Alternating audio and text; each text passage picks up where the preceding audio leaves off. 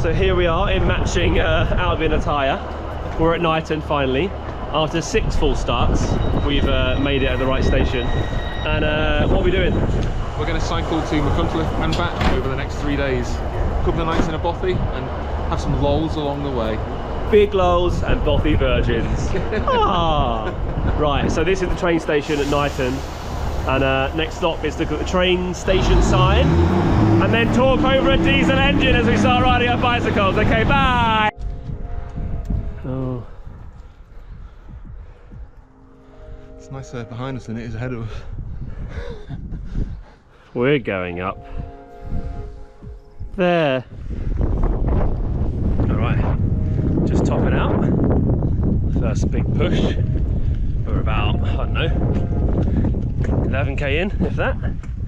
That's gorgeous. Kites in the sky. David Ayre is changing gear. The sun's breaking over there, as you can see. Cool.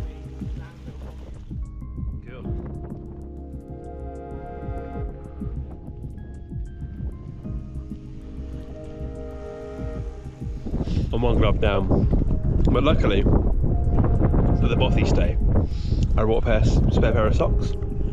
So not only my hand's going to be warm now, I can perform to any school of children or people on the streets and busk to afford a new pair of gloves.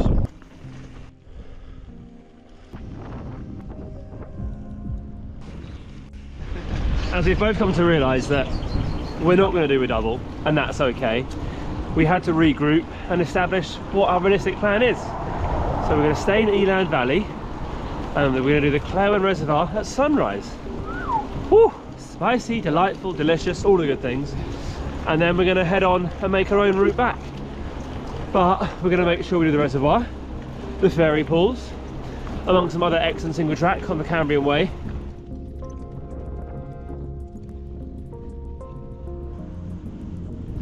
This thing is almost an end now. As you can see, it's quite the way up, very damn steep. David's knees are feeling it.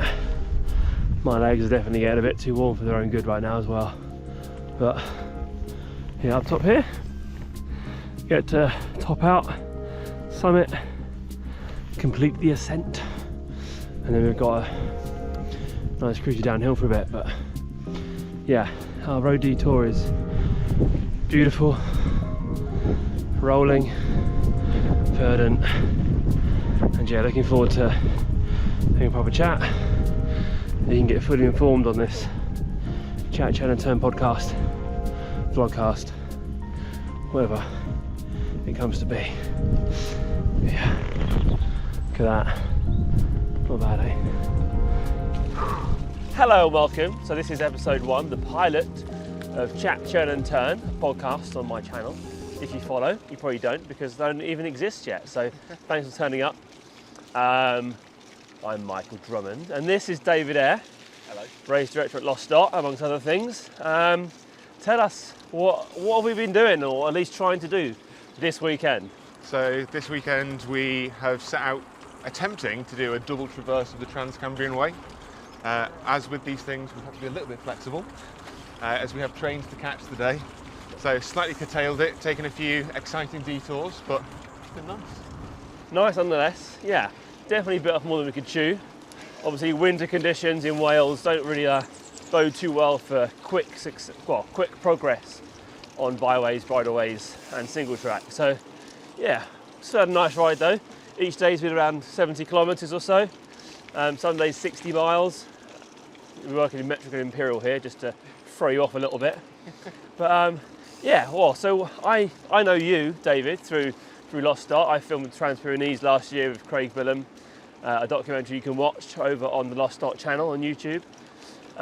Tell me, what's your role at Lost Dot and how did you come to be in the position you're in? Yeah, so I'm one of the race organisers there. So we're a small team of 4 who work day to day. So there's me, Andrew and Hannah who act as the race organisers, and then Taylor Doyle as well, who's our media manager.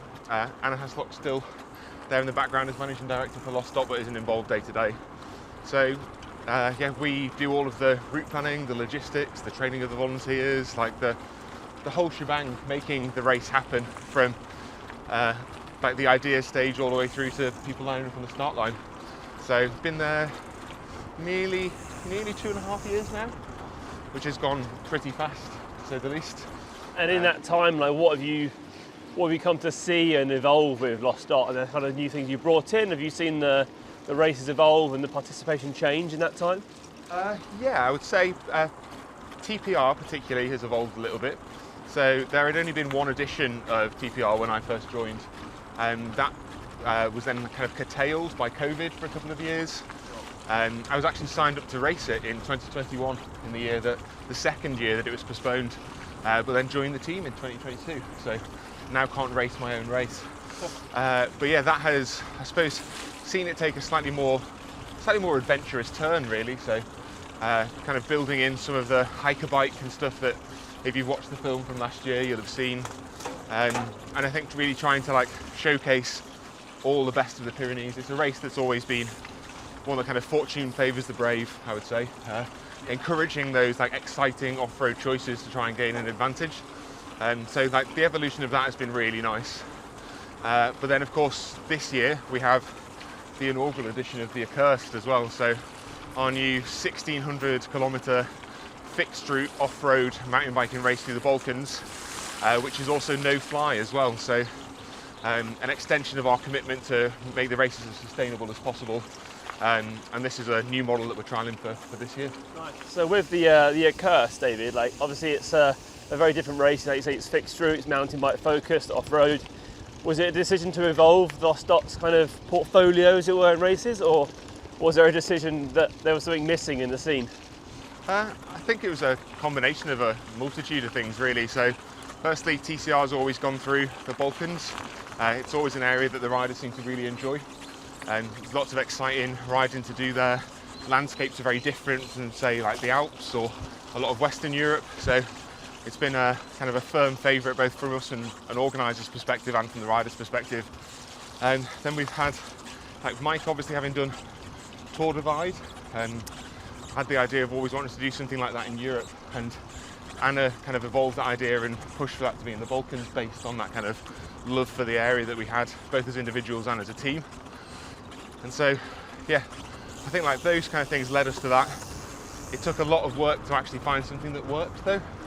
So joining it up and making it beautiful, challenging enough, safe enough, everything that we'd want really, was a good couple of years of like intense work to get there. But hopefully now we've got an off-road race that can, I suppose, compare to the beauty, say, of a more road-focused TPR. I guess that's the huge draw when it comes down to cycling. You're alone with your thoughts, the landscape, the locals you might meet along the way. Yeah. Is that what kind of brought you to start being involved with the scene and Lost Art and endurance stuff? So, yeah, I'd had a bad injury a few years ago now, and so took up cycling as the rehab from that. Yeah. And found quite quickly that I just loved the distance I could cover, the places it took me, the things I saw along the way. So it started going on kind of increasingly long rides to test myself against that because I found it really fun. Then when I moved up to Sheffield, the Peak District is now on my doorstep, and that really cemented that for me. So was one of a few group of mates who set up a cycling club, largely quite Audax focused. Started competing in quite a few Audaxes in Peak District and in the Yorkshire Dales and in the Lake District, stuff like that. So testing myself more and more, and that's what led me to sign up for the Trans Cambrian Way back in 2021 as well.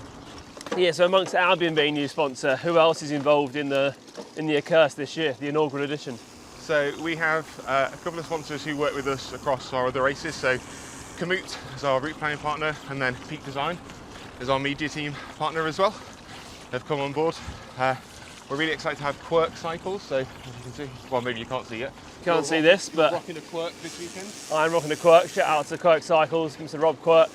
Then we have Tailfin as well. So Tailfin also work with us on TPR, like their bikepacking equipment, really fantastic. Obviously, like their riders as well have just done very well in Atlas Mountain race as well, so we've seen that kind of being put to the test, so it's great to have them on board.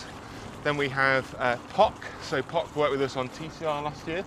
This year their focus is much more on mountain biking and off-road racing. So they're like thrilled to be a part of the team for this as well. Yeah, and then we have Albion, as you can see, this lovely technical bikepacking kit, which is super warm, super dry. It's been great all weekend in some fairly challenging wedge conditions. Yeah, it's been pretty wet, to be fair. Me and David have been in recovery from different injuries and ailments over the last couple of months. So I guess this trip was somewhat of a way to see what our bodies are capable of. And a mechanic, Rob, at Pronto Bikes, perfectly put it as binge riding, which is ever so accurate. Trying to do the Trans Cambrian Way double is a fairly solid feat in itself, and to do it in 2.5 days when you haven't ridden properly in months is, yeah, well, Fool's errand. Absolutely. So eloquently put, Mr. Ayre. So we have changed the route a few times, and your injury, the one that's causing most concerns right now, is your wrist, right? Yeah, I went for a day of mountain biking training at Dovey Forest back in the middle of January, and unfortunately came a cropper while I was there and broke my scaphoid, a couple of ribs, did some damage to my rotator cuff. Thankfully the shoulder and the ribs are all a-okay now, but the wrist has been giving me jip all weekend, I think it's safe to say. Yeah. So treading that fine line between discomfort and pain at various different points, but thankfully this little section on the road seems to have helped manage that a little bit better. Yeah, perfect. I mean, this is one of those things, like if you're in a race scenario or even just riding, I mean, there is that fine line between pain and discomfort. And too often, I mean, people do claim that on the races that you hear of organised, people push through those thresholds and do themselves a bit of mischief. I mean, obviously it's not encouraged, but do you see a lot of that on your races? Well, I suppose what we see is largely very experienced riders coming who know how to manage their effort. So they know when it's a case of I'm tired or I've got a niggle, how do I manage that? It might be you've got to put your seat post down or up, or you've got to change your cleat position or go for a higher cadence or something like that. You see a lot of that. But in terms of other things, like you get a lot of riders get knee pain in the Alps. Yeah. Obviously that kind of relentless climbing, but I think that affects the mid-pack a little bit more than it does the pointy end of the race. So it depends on, I suppose, how much preparation you've been able to do, aspirations for the race, the way you set up your bike, etc. So. Yeah, all very changeable. Yeah, right now we're experiencing one of the, what I like to call blips on the profile. Random little kickers of elevation which are perfect for extended conversation. Just looking now, are we going up that? No, we're not. That's good news. What we done after realising David's wrist couldn't really handle the rough single track descents, chose to go road. I think versatility and being adaptable to scenarios is so important, and holding on to goals when it's just going to put you at a deficit. And you know, when you lose the joy, there's not much point pushing on. Like, I like riding bikes because I love riding bikes. You know, when you stop enjoying it, it becomes a bit of a chore, and especially when you're out in Wales and the conditions we've been in, especially yesterday afternoon, you don't want to be stuck in that situation with an injured wrist, or for me, you know, sore shoulders and what have you. So, you know, my recovery has been hit by a car in May last year and got off fairly lucky, but loads of soft tissue damage, rotator cuff issues, bad back, bad wrists. But, you know, rides like this, good to have a buddy along for the ride. You know, encouragement, positivity, and just someone to, well, just to check in and make sure that you're not doing something you shouldn't be, really. No, and I think there's something to be said about finding the joy in those moments when you plan changes as well. So rather than fixating on the fact that it didn't go the way you planned or hoped and feeling disappointed about it, it's like we've done something different, had a really nice time. So it's not like the weekend's a write-off, it's actually been fantastic. It's just slightly different to the one we envisaged originally. And we still did get in some great mountain biking. Had a little sample of what the Trans Cambrian Way has to offer. And in fact, in bed this morning, I was just checking, you know, just what the Trans Cambrian Way takes, and checking out Molly Weaver's times in both winter and summer. just blows me away. I cannot fathom it. Then the double, Molly, you're a machine. 30 hours, 25 minutes, I think, for the double in winter. What brings you the most joy when you get to be part of these races and see things unfold? I think like knowing that been out there, recce'd something and seen how beautifully hard it is. Yeah. And then when the race reaches those points and people get through it, I find that really satisfying. I think in part because usually it's those moments where you've overcome a bit of adversity or something, because they are hard, whether it's loads and loads of climbing in the Alps or whether it's an off-road parkour in the Balkans, like whatever it is. Care for a Tang plastic? Oh, I love a Tang plastic. How many bags of Tang plastics have you gone through? 3 bags of Tang plastics, 2 bags of peanut M&Ms, 2 boxes of Cadbury's brunch bars, a bag of chocolate peanuts, 4 packs of Mentos, 3 packs of Treble soft mint, still got 1 left, a packet of fruit pastels, and then whatever else we've picked up along the way. I'm not including the macaroni cheese or the lasagna or the curries. This is just the road food. And a partridge in a pear tree. Nutrition is our next podcast, and David won't feature on that one.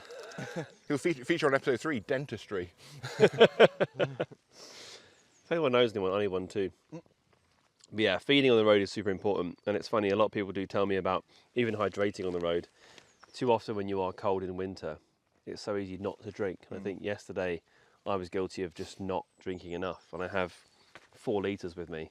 I probably drank about 1.5 litres, so lessons learned, headaches and everything else. So easy to forget. Yeah. Yeah. When it's raining, you stick your tongue out. You're drinking anyway, it's fine. Organic. What about these 3 days? What's been the highlight for you in terms of riding, landscape, company? Yeah, I think Clairwyn stand out for me. That kind of bit all the way hugging around the edge of the reservoir was just fantastic. Like you said, getting up early and starting the day with that. Clairwyn for breakfast. Oh, yeah. After the homemade mocha and porridge was absolutely perfect. Yeah, that definitely stood out. I know I'm not just saying this to butter you up, but the company has made a massive difference as well.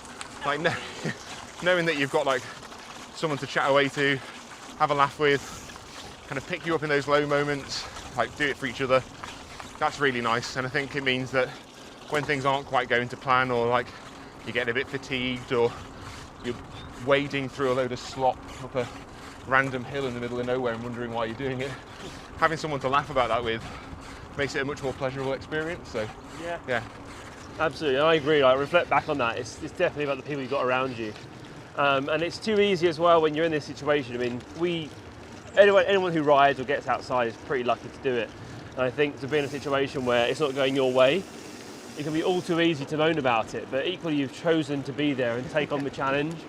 And sometimes it's nice to have someone throw that back in your face when you start having a moan. I mean, like, hang on a minute, we have elected to come here and do this, so we can't take it all that seriously. And then sometimes you get a chance to kind of pull back on that perspective and see where you are. And, you know, and as much as it might not go to plan or it might be difficult, when you get the chance to look around and look up, the landscapes you get a chance to be in are just, you know, so very, very special. And I think that's what makes riding bikes and exploring worth it, right? Yeah, definitely. That moment we had, I think it was on the first day, when we'd been past those massive wind turbines, and then we dropped down into the valley, and then we went back up the other side of it, and we turned around and we could see where we'd been. And that perspective was really nice. Yeah. Got a question for you. Got a question for me? Yeah, so I'm going to put one back to you that you asked me. So when you're doing these races, so this year you'll be coming out to photograph the accursed TCR and TPR. You're doing the full set. What is it that you're looking forward to most about the experience of doing that? It's hard to pinpoint the one thing, but I guess what I loved most about filming the TPR last year was the fact that I understand what it's like to race and be in moments of elation, moments of misery and all that. So I think it's the breadth of character that people are going to bring to the race and what they're going to experience. But equally, there's going to be opportunities to really dive into the landscape, especially when I'm in Bishkopi for CP2 in Albania for the Accursed. So I think as a photographer, a new place, a new landscape is obviously really exciting. Yeah. And then understanding where the best shots will be. You know, over the course of a few days, I'll come to realise those spots. But I just think it's the moments that are really unexpected, almost the benign, which evolve into some of the most honest moments and truthful moments for their races. So I think those pictures I'll be making where it's a very simple moment in time is, hopefully captured beautifully. I mean, kind of hark back to last year and Thomas and Liz photographed in TPR, but some of Liz's work at CP5 when everyone was just making cut-off, just, you know, some of the nicest images made during a race, I feel. And you know, if I could come close to producing something like that, I'd be very, very happy indeed. Yeah. And you spoke a little bit yesterday about, I suppose, your love of stories as well. Yeah. Do you have, like, when you're planning this sort of stuff, do you have a sense of the stories that you hope to hear, or are you always just happy to let it kind of unfold in front of you? I mean, I guess there's two takes on that. You can have preconceptions and want to follow something, but at the same time, it's nice to let those things come to you. I feel like if you're searching for something, you can often feel a little bit disappointed, or you don't have that same buzz when it's not quite right. But to go in with no preconceptions, I feel like there's a satisfaction of having something unravel in front of you and hearing that, and if you can capture an image which instills that story, that's the magic for me, I think. Yeah. Do you think there's any difference between, say, your approach to filming compared to photography in that respect, or? It's so difficult. So making the film, obviously, we had hours and hours of footage, and we knew what we were going into, like what we wanted to achieve. But obviously, what you see and what you envisage beforehand is going to be very different in terms of where riders might be and so on. With photography, you'd have an opportunity to document a moment, whereas film, you can tell the story through many frames over time and use audio to help expand on what's going on. So I love capturing an image, a still image, where everything just falls into place. And I treat it like a game sometimes. I used to shoot a lot of street photography, and I find that really exciting because you're waiting people to fall into place in between lampposts and doorways and in between moving traffic and what have you. So I think when you start expecting people to move in certain ways and you capture something which is, you know, compositionally perfect, if that could ever happen, there's a different satisfaction because you see it there and then. Whereas in video, maybe you have to kind of create that both at the time and then in the edit. So it's, the processes are so different. But equally, you can frame a video up in the same way. You can make something happen, but you have to lead the viewer into that moment. Whereas the still image is everything. I find it so much more distilled and potent because you can allow the viewer to interpret the story how they want, really. I think that's one of the things I'm really excited about with the control points, and especially the finish line at TCR. It's going to be, everyone's faces are going to have such a weight of emotion and experience in them. And I think to capture that is a real privilege. So I'm very grateful to be part of, the events this year coming up. But just to have the experience of, living vicariously through these people and understanding how their journey is sculpted, how they feel and how the race unfolds. It's going to be wonderful. I was talking to Tom Gibbs, shout out Tom, just how devilishly exhausting it can be as well to work in control points and the finish line, because you need to be up when people rock up, basically. I like to say everyone's doing an ultra, it's just some of them are on bikes. Yeah. The team don't really get any more rest than the riders. No, funny enough, I was speaking to Sam Thompson a few days ago, and Josh Murphy even, who helped us on the Q&A panel for the TPR film launch. I think he got more sleep than me and Craig did whilst we were filming.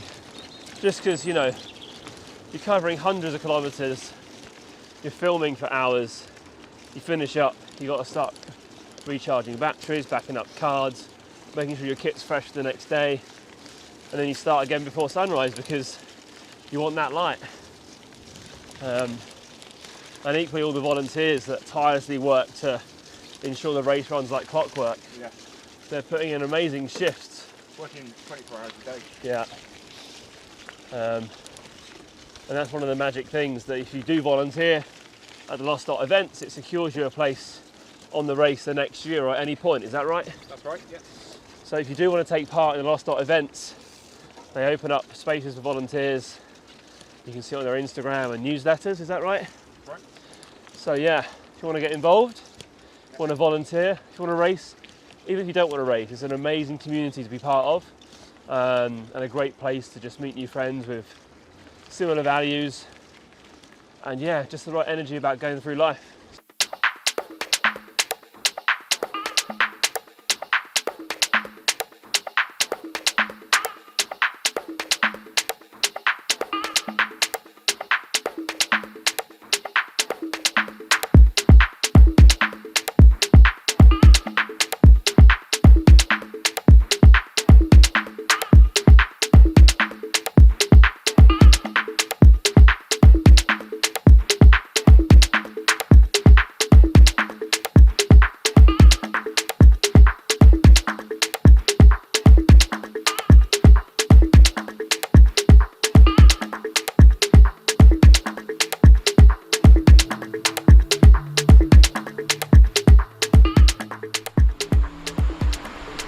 Thoughts?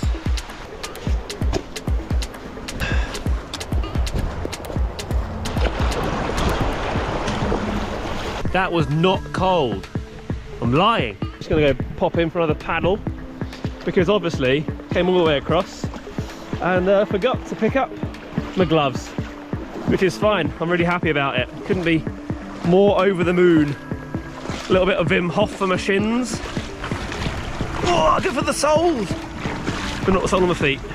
Now I feel like if I'd done my morning stretches, I'd be down for, I've had TT sessions along the reservoir right now, but oh mate, his lumbar is not restricted. Yeah. Everyone is stuck. I live here now. This is the new me. Plan this morning, we stayed in the hotel. We're going to go around Clare Reservoir, hit the ferry pools, and we have understood that we are not doing the double Trans Cambrian Way.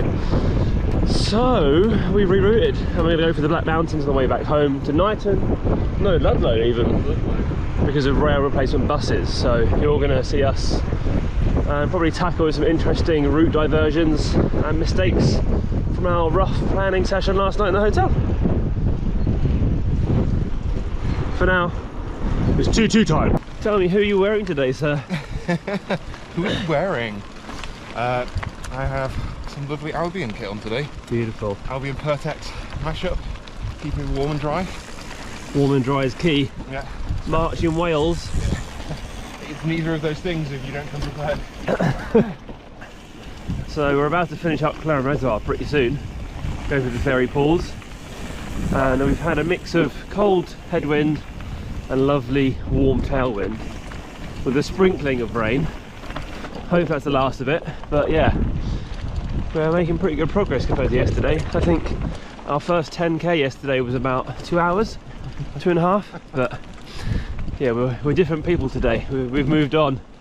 We've evolved after our morning of mockers and Diabetes balls. diabetes balls.